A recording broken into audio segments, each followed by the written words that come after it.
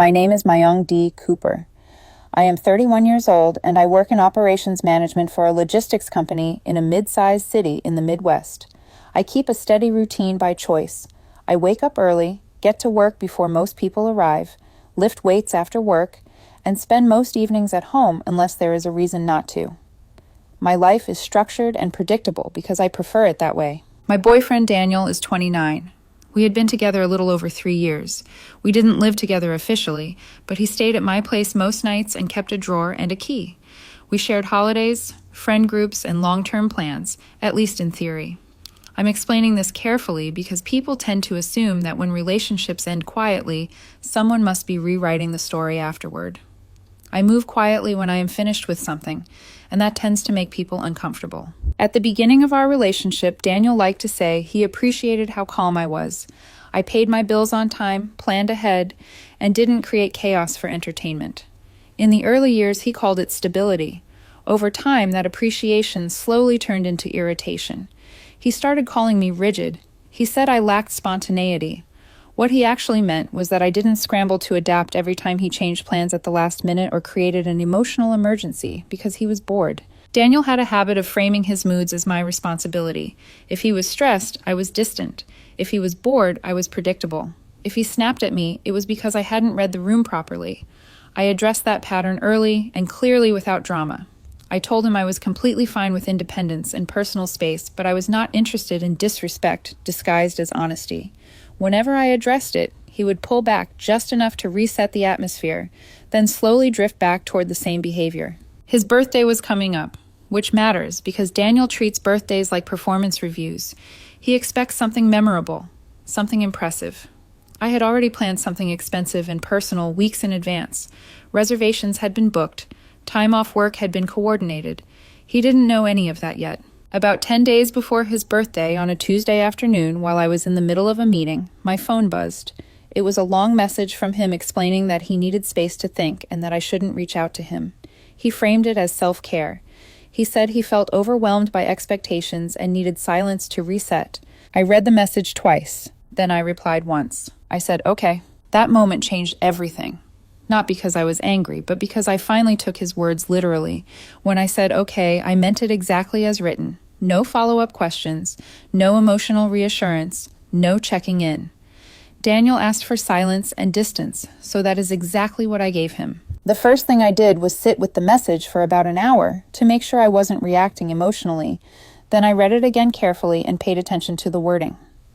He didn't say temporary. He didn't give a timeline. He didn't say he loved me or that he hoped we would talk soon. The message ended with a clear instruction. Do not reach out. That isn't a pause, that is a withdrawal. So I adjusted my life accordingly. The birthday reservation was canceled that same afternoon. The deposit was non-refundable, but keeping the reservation would have been irrational. Planning a celebration for someone who explicitly asked for silence didn't make sense. I also returned the gift I had bought for him. It was custom-made and expensive, something very specific to Daniel's interests. Keeping it would have meant holding on to a version of the future that might not exist anymore. Next, I addressed logistics. Daniel had a key to my apartment. He came and went whenever he wanted. On Friday, I changed the locks. There was nothing dramatic about it. If someone asks for distance, access is part of that distance.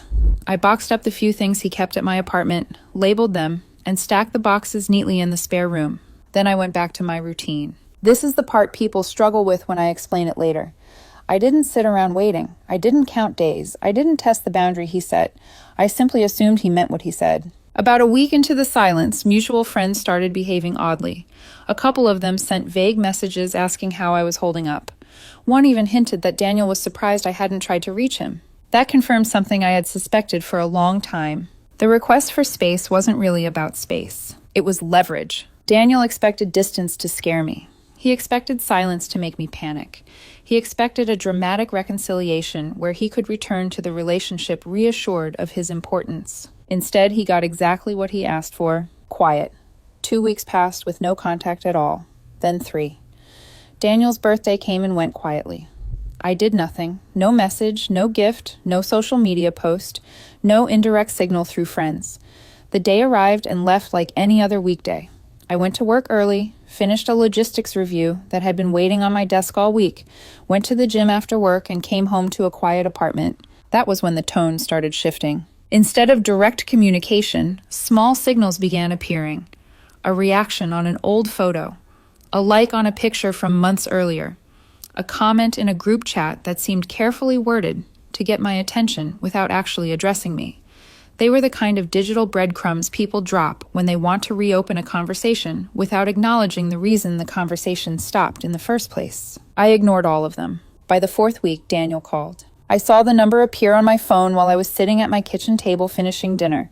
I watched it ring until it stopped. Then I set the phone down and went back to eating. A minute later, a voicemail notification appeared. The message was short. Daniel said he was ready to talk now and asked why I was being distant. That was the first moment I actually laughed during the entire situation. Not because it was funny, but because it was revealing. I listened to the voicemail once and deleted it. Not as a punishment, just because the message made something very clear. He wasn't calling to respect the boundary he had created. He was calling to reverse it. A few hours later, he sent a text. He said he didn't understand why I was acting cold and that the space was never meant to be permanent. He explained that he just needed time to clear his head and expected me to be supportive instead of distant. That was the first time he openly rewrote the story. I responded calmly and directly. I told him that I had respected exactly what he asked for. I said I didn't reach out because he told me not to. I also explained that during the weeks of silence, I had made decisions based on the assumption that the relationship was paused indefinitely. He replied almost immediately. The tone had changed. Now he sounded irritated. He said I was being dramatic. He said normal couples take space without blowing everything up. He said changing the locks was extreme. I explained that space includes access. I explained that planning birthdays and keeping keys doesn't align with silence. I kept my responses short and factual. Then he asked when he could come over so we could talk in person. I told him there was nothing that needed to be said face-to-face that couldn't be said clearly over text. That response triggered something in him. He accused me of punishing him. He said I was trying to teach him a lesson. He said I was acting controlling by making decisions without him. Context matters here. For 3 years, I had addressed problems early and directly. I didn't withdraw affection to manipulate outcomes. I didn't use silence as leverage. I told him when something felt unhealthy and gave him space to adjust. Most of the time, he dismissed those conversations until he needed reassurance again. Now that I was calm and final, he called it control. I told him I wasn't punishing him. I was responding. I reminded him that asking for space without a timeline carries risk. He chose to take that risk. I also told him that during the silence, I had taken inventory of the relationship without the usual daily noise. No constant messages, no mood management, no guessing what emotional version of him I was going to encounter that day. Just quiet. And in that quiet, certain things became obvious. I told him that the relationship only functioned when I was actively maintaining it. I planned things. I initiated conversations. I smoothed over tension. I absorbed frustration when he was in a bad mood. When he removed himself from the dynamic, nothing remained on its own. He didn't like that framing. He said I was exaggerating. He said I was acting like a victim. He reminded me of the good parts of our relationship, the trips we took, the inside jokes, the plans we used to talk about. He said relationships aren't transactional. I agreed with him on that point. Relationships are not transactional. That's exactly why I stopped participating in one that only worked when I carried the weight of keeping it alive. He asked if I had met someone else. I said no. That answer seemed to confuse him more than anything else. He kept searching for some dramatic explanation that would justify my calm reaction. There wasn't one. Finally, he asked if we could try couples counseling. I said I wasn't interested in repairing something I no longer wanted to be part of. Then he asked if we could meet just once for closure. I told him closure happens when behavior meets consequences, not when someone decides they're ready to talk again. The conversation ended after that. But the story wasn't finished yet. The conversation ended for almost a full day after that. Then Daniel sent another message, this one noticeably softer. He said he missed me. He said he had been doing a lot of thinking and that the space had helped him clear his head. He said he felt ready to resume things and asked if we could just reset and move forward. That was the moment he expected relief. Instead, I felt almost nothing. Not anger, not satisfaction, just a quiet realization that during the weeks of silence, I had already gone through the emotional process he thought was just beginning. For him, the relationship had been paused. In his mind, the silence was a dramatic intermission, a temporary break before returning to the same story.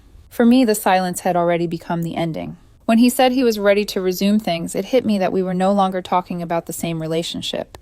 I told him that during the weeks he asked for space, I had taken a step back and looked at the relationship without all the constant communication, without daily texts and mood management, without trying to anticipate what emotional version of him I would be dealing with that day. Just distance and clarity. And in that quiet, I noticed something that had always been hidden by activity. The relationship only worked when I was actively compensating, when I was planning things, initiating conversations, smoothing over tension, absorbing frustration, and keeping everything balanced. When he removed himself, nothing remained on its own. He pushed back immediately. He said I was exaggerating. He said every relationship goes through rough patches, and that I was framing normal conflict as something more dramatic. He reminded me of all the good moments we had shared, the weekend trips, the nights we stayed up talking about future plans, the long conversations about where we wanted to be in 5 years. He said everyone needs reassurance sometimes, and that expecting emotional stability every day is unrealistic. I agreed with one part of what he said. Relationships are not meant to be perfect, but they are supposed to feel mutual. I told him that the weeks of silence had shown me something important. The relationship functioned because I kept it functioning. When that effort stopped, there wasn't a foundation holding things up. He didn't like hearing that. He asked again if I had met someone else. I told him the answer was still no. That seemed to frustrate him even more because it meant that there wasn't a dramatic explanation he could point to. Finally, he said maybe we should talk in person. Just a short conversation. 10 minutes, somewhere neutral. I told him there was nothing that needed to be said in person that couldn't be said clearly over text. That's when he showed up at my building. Security called my phone and asked if I was expecting someone in the lobby. I said no. A minute later, my phone buzzed with a message from Daniel. He said he was downstairs and just wanted 5 minutes. He said the situation was ridiculous and that we should talk like adults instead of hiding behind messages. I told him the same thing I had already said. There was nothing left to discuss. He sent another message saying he didn't recognize me anymore and that I was acting stubborn and cold. I replied that this was simply the version of me that listens carefully the first time someone says what they want. After that, he left. That was when I realized something important. Silence without finality leaves room for intrusion. As long as the conversation remained open, Daniel could keep trying to renegotiate the boundary he had originally created. I don't like repeating limits. If a boundary needs to be explained twice, it means it isn't being respected. So that night I decided to close the loop. I sent one final message. It wasn't emotional. It wasn't long. I told him the relationship was over. I said I was not interested in resuming it now or later and that further contact was not welcome. I wished him well and said I hoped he found what he was looking for. He replied almost immediately. He said blocking people was immature. He said adults talk things through instead of shutting down communication. He said I was avoiding accountability and that I owed him a real conversation after everything we had shared.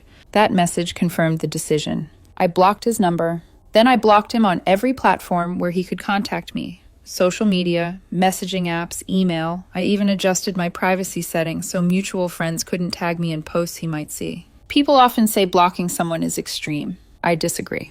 Blocking is what you do when someone repeatedly tries to renegotiate a boundary that has already been made clear. It isn't punishment. It's maintenance. The fallout was predictable. Within 24 hours, I started hearing from mutual friends. 2 of them texted asking what had happened and why Daniel was upset. I answered each one the same way. One sentence.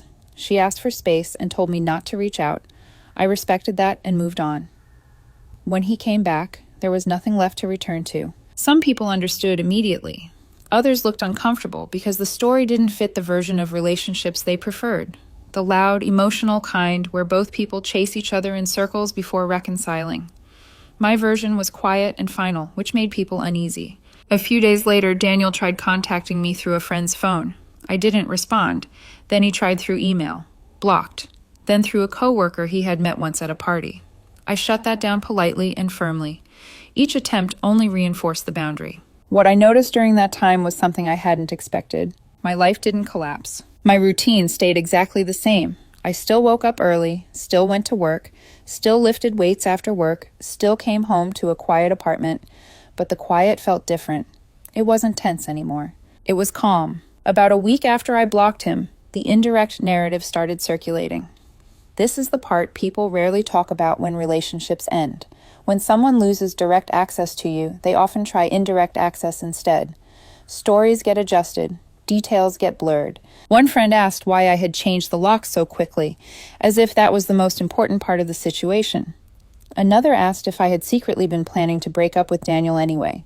Someone else asked if I had been seeing another man during the silence. I answered each question once, calmly, with the same facts. Daniel asked for silence. I respected exactly what he asked for. Some people nodded and moved on. Others seemed unsettled, not because they disagreed, but because the situation forced them to confront something uncomfortable. Words have consequences, even when they are spoken casually. The part that circulated the most was Daniel's birthday. Apparently, he had told several people he assumed I would still do something for it. He thought I would surprise him despite the silence, that I would show initiative and prove I cared.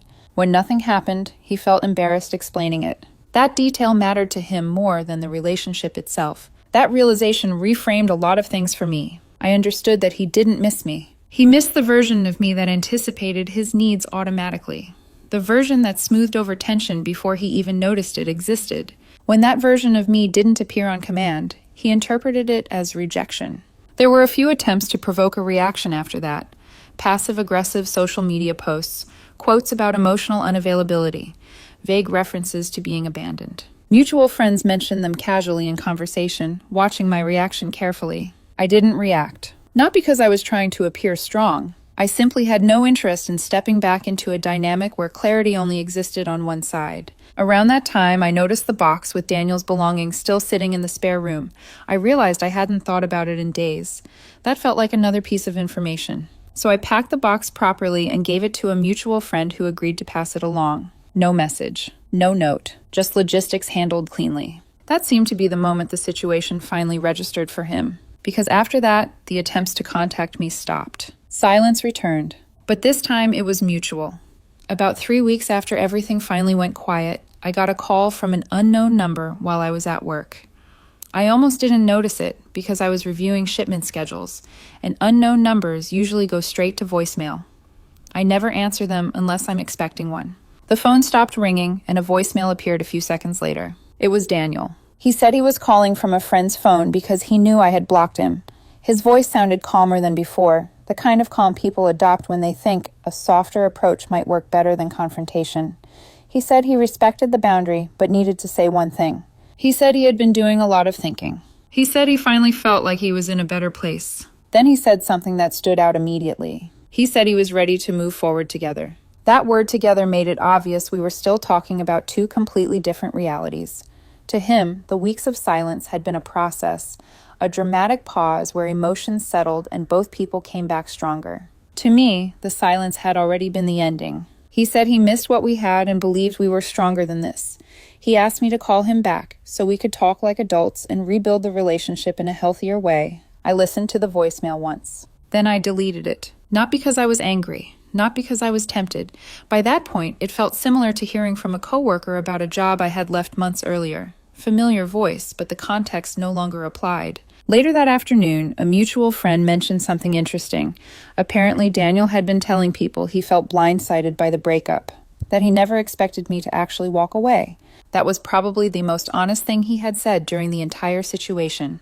He didn't expect consequences. He expected elasticity. Daniel had built his sense of security on the assumption that I would always still be there when he came back from whatever emotional storm he had stepped into. He confused reliability with obligation. Once I stopped bending to accommodate that pattern, the entire structure collapsed. Weeks passed. Then more weeks. His name stopped appearing in conversations. My days felt lighter. Not in a dramatic or celebratory way, just steadier. Like background tension I had grown accustomed to carrying had quietly disappeared. That's usually how you know a decision was right. 2 months after everything ended, I ran into someone who had watched the relationship from the outside. It was a coworker's partner at a small dinner gathering. She knew Daniel casually but wasn't emotionally involved in either side of the story. During the conversation, she said something that stuck with me. She said Daniel genuinely believed you would wait. Not because you were weak, but because you were consistent.